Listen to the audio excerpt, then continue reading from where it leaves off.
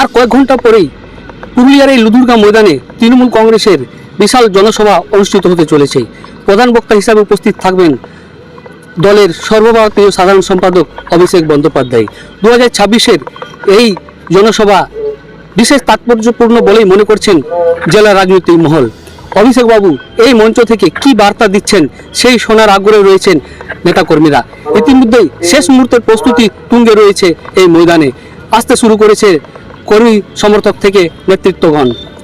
লুদুরগা ময়দানে তৃণমূলের জনসভা, অভিষেকের বার্তার অপেক্ষায় কর্মী সমর্থকেরা।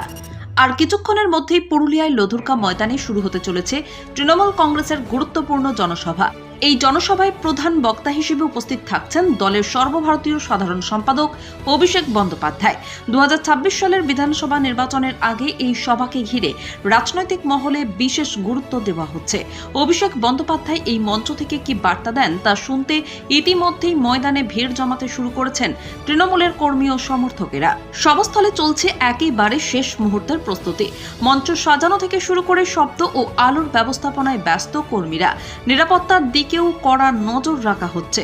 গোটা মাঠ পুলিশি বেষ্টনীতে ঘিরে ফেলা হয়েছে যাতে সভা শান্তিপূর্ণভাবে সম্পন্ন করা যায়।